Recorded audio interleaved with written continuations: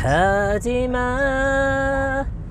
가지마 통화줄로도 못 잡는 청춘 미련만 한숨만 제발 남지 않는 삶이 되길.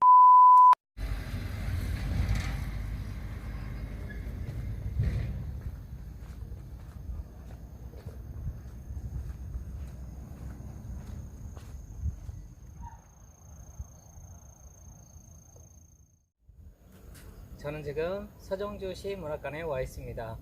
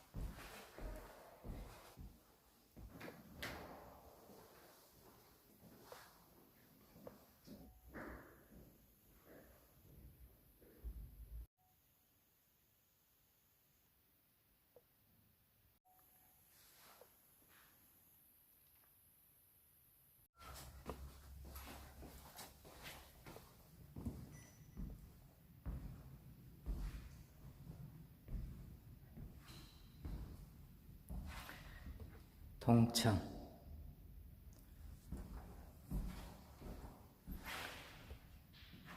선원사 동구 국가협회사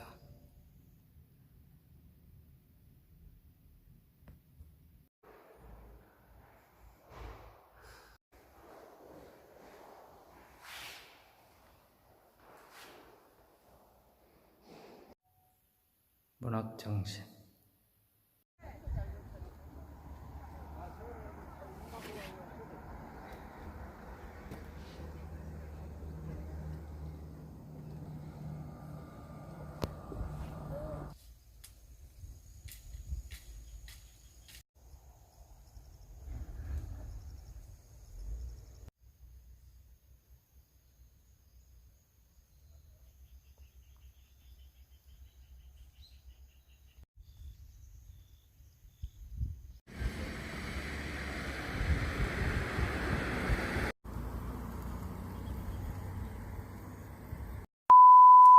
미당 서정주 시인에 대해서요. 네, 시인에 대해서 예. 말씀드릴까요?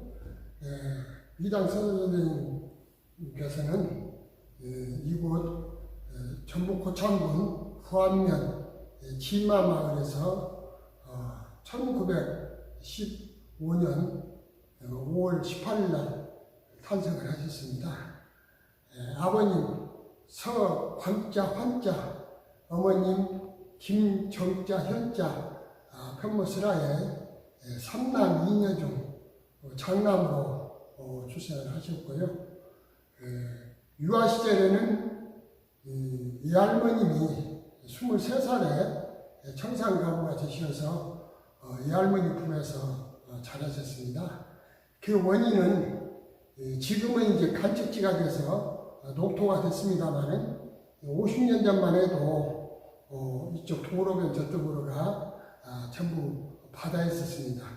그래서 이 할머니, 이 할아버님께서 어부 생활을 하시는 관계로 일찍이 바다에서 돌아가셔서 이 할머님이 23살에 청산 가부가 되셨습니다. 그래서 미상 선생님은 이 할머니 품에서 자라게 되셨는데요. 이 할머님이 상당히 말담도 좋으시고 옛날 얘기도 많이 들려주시고 해서 미당 선생님이 대신이 되는데 원동이 되셨다, 이런 말씀을 하셨습니다. 유아 시절을 할머니 품에서 자라시다가 이 마을에 홍명술이라는 한학자가 있어서 7살 때부터 9살 때까지 2년 동안 한학 공부를 하셨습니다.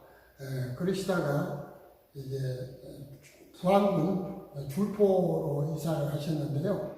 이사하게 된 동기는 우리나라 2대 부통령이었던 인천 김성수 선생님의 아버님 원파 김기중 씨께서 부안에서 생활하셨고 그렇습니다만은 많은 공토를 갖고 계셨었는데 우리 미당 선생님 아버님 광자 환자 씨께서 고창 군청의 청량지사로 근무를 하시게 됐습니다. 그러다 보니까 이제 원파 김기중 씨 댁에 일을 보시게 됐고, 그래서 이제 원파 김기중 씨 눈에 들으셔서 그 집안의 농감으로 취업을 하시게 됩니다. 그래서 이제 아버님 따라서 10살 때 미당 스님이 줄포로 가시게 됩니다. 그래서 줄포에서 초등학교, 그때 당시에 고등학교 시절을 보내시게 되죠. 근데 거기에서도 이제 학업 성적이 우수하셔서 6년 과정을 5년 만에 수료를 하시고 서울로 유학을 가십니다. 중앙고보로 유학을 가시죠. 근데 그 인천 생각 그분 이제 재단이 그때 당시 고려대학교 삼양사 중앙고보도 인천 그 집안에 재단이 있었죠. 그래서 이제 중앙고보로 가셔서 중앙고보에서 학교 생활을 했습니다만은 그러시다가 이제 1929년도에 강주 학생 사건이 일어나죠. 근데 1930년도 중앙고보 2학년 때 강주 학생 사건 의거 기념일에 4명 중 1명으로 주동자로 참여하셔가지고 그 기념 행사를 하시게 되는데 그게 이제 일정되다 보니까 경찰서에 알게 돼가지고 경찰서에서 압력이 들어와서 중앙고보 2학년 때 퇴학을 받게 됩니다. 그래서 이제 고향에 내려오시게 되는데요. 고향에서 이제 아버님이 학생 신분이고 그러는데 그냥 놀릴 수는 없고, 그리고 또 고창고보 또 다니셨고, 그래서 이제 미당 선생님을 이제 고창고보, 그때 당시 민족사학으로 유명했던 고창고보에 진학을 시킵니다. 이제 북한의 오산고등학교, 남한의 이제 고창고보로 인정을 받았죠. 금년 자랑을 하자면은 금년 4월 달에 100주년 행사를 할 정도로 상당히 역사가 있는 학교였습니다. 지금은 이제 시골 학교라서 많은 이제 실력 비양 차원에서 좀 뒤떨어진 면이 있습니다만은, 그래서 이제 고창 고보에 진학을 하시는데 또 학창 시절을 보내고 계시는데 고창 경찰서에서 그 내용을 아시고 이 학생은 안 된다, 사상이 불순한 학생이라서 안 되니까 퇴학 처분을 시켜야 된다 해가지고 고창 고보에서 결국 퇴학을 받으십니다. 그리고 이제 집에 생활하시는데 그냥 집에서 생활할 수는 없어서 이제 이쪽 고창군 심원면에 원래 아버님께서 미당선생 아버님께서 원 고향은 이제 심원이었습니다. 이쪽 이제 질맞이로 오셔서 이제 미당 선생님을 탄생을 했었습니다만은, 그래서 심원에 이제 청주 할아버지가 한 분이 살고 계시는데 그분이 황소 2마리를 키우고 살으셨습니다. 그때 당시에 큰 재산이 있었죠. 그래서 미당 선생님 가서 그 종자 할아버님한테 거짓말로 미당 선생님 아버님이 어떤 소송 문제가 있어서 좀 자금이 필요하니 황소 1마리만 팔아서 좀 자금을 주십시오. 그 얘기를 듣고 종자 할아버님이 고지를 들으셨겠죠. 그리고 이제 지금 회장이 됐습니다. 그때 당시에는 안기머리장이라고 했습니다만은 그 장에 가서 황소를 팔아서 미당 선생님을 줍니다. 그걸 가지고 이제 서울로 올라가시죠. 서울에서 이제 생활하시다가 별로 뼈조할 수가 없죠. 어린 시절이고 그래서 이제 하절기는 서울에서 생활합니다만은 동절기는 좀 생활하기가 어려우셨겠죠. 그래서 다시 이제 고창으로 내려오십니다. 그래서 고창에서 이제 생활하시다가 마침 그때 이제 그 원파 김진주 씨께서 많은 농토를 갖고 계셨습니다만은 더 농토를 확보하고자 미당 선생님 부친께 돈을 주면서 도 농토를 확보를 해주라 이렇게 이제 그 집이 농가로 지급을 했으니까요. 그래서 이제 돈을 몇 개 썼는데 그거를 이제 앞다리 속에다가 보관을 상태했는데 그걸 미당 선생님이 그걸 보시고 거기에서 거금 300원을 가지고 서울로 올라가십니다. 그게 서울 올라갈 때 꿈은 중국에 가서 독립운동을 한번 해보겠다 이런 뜻을 갖고 가셨습니다만 사실은 그때 당시 독립운동을 하지 않으셨고요. 근데 마침 이제 서울에 올라가서 옛날 교우였던 그 권희윤이라는 동료를 만나게 됐는데 그 동료가 하는 얘기가 추운 겨울에 중국에 가서 고생하느니 날이 풀리면 가면 좋겠다. 그동안은 나하고 같이 생활하자 해서 서울에서 같이 생활합니다. 결국 그래대로 해서 중국에는 가지 않으셨고 결혼해서 식량 주식회사에 근무원이 있습니다만은 그래서 이제 서울에서 생활하시다가 이제 돈도 떨어지고 빈민 구제 차원에서 마포구 도화동에서 농마주의 생활하십니다. 하여튼 농마주의 생활하시다가 그 서울 정동에 영국 영사관이 있다고 그래요. 저는 가보지는 않았습니다만. 그래서 그 영국 영사관에 풀밭에서 좀 쉬고 있는데 그 외국 여자가 지나가면서 선생님을 쳐다보는데 상당히 동경어린 눈초리로 이렇게 쳐다봤던 모양이에요. 그래서 미당 선생님이 그거를 눈초리를 보시고 그래 내가 이제 올바른 생활을 하고 있는 것인가 모르겠다. 거기서 이제 뉘우침이 있어가지고 농마주 생활을 접습니다. 접고 마침 그때 당시에 가정교사 하창규라는 학생의 가정교사 자리에 있어서 가정교사로 들어가십니다. 그 하창규라는 학생은 그 후에 성장을 해서 한전 상무로 전역을 하셨다고 그래요.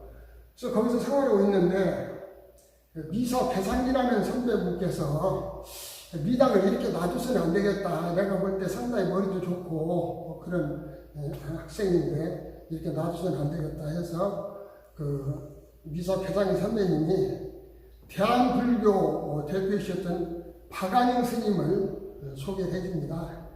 박안영 스님이 이제 대종사 문화생으로 미당 스님이 입회도 하셨고 박안영 스님은 대한불교 대표도 하셨지만 그때 당시 중앙불교대학, 지금은 이제 동국대학교 전신이죠. 거기에 또 교장도 역임을 하셨고요. 그래서 박안 스님이 미당 스님을 맞이할 때는 큰 스님으로, 우리 한국의 큰 스님으로 키우고자 맞이를 했고, 미당 스님 부모님께서는 미당 스님 법조인이 되는 것이 꿈이었답니다. 근데 미당 스님이 이제 문학 쪽에 뜻이셔서 그쪽 길을 걷지 않으셨습니다만은 그래서 이제 박안 스님이 이제 보살피면서 생활을 했는데 미당 스님이 하는 그 생활 태도가 술도 좋아하시고 또 담배도 즐겨하시고 그래서 이건 스님의 제목으로는 안 맞겠다 이런 생각을 하고 이제 주위 분들 얘기를 들어보니까 미당은 문학 쪽에 소질이 있다 이런 얘기를 들으시고 그래 그러면 너는 네 꿈을 그쪽으로 한번 키워보는 게 좋겠다 해서 미당 스님을 면담을 하고 그래 내가 중앙불교 전문학교에 진학을 해서 네 꿈을 펼치도록 해라 해서 중앙불교 전문학교에 입학을 합니다. 근데 어떤 원인인지는 모르겠습니다만 결국 중앙불교 전문학교도 졸업은 못 하시고 그 후에 이제 중퇴하시고 마침 합천 회인사에 부근에 사립학교 교사 자리가 있어서 교사로 취업을 하십니다. 그러다가 나중에 또 서울 동대문대학교 교사 자리가 또 있어서 교사로 들어오십니다만은 그때 당시가 이제 1931년도인데요. 그때 이제 미당 선생님이 이제 시인으로 인정을 받은 것은 동아일보 신춘문예 100이라는 시가 이제 그때 당선이 돼가지고 그때부터 시인으로 인정을 받습니다. 문학관은 예. 몇 년도부터 세워진 거예요? 여기 미당 신문학관, 네. 신문학관이 네. 설립연대, 그러니까 선생님이 돌아가시기는 2000년도 네. 12월 24일 날 86세로 운명을 하셨습니다. 네.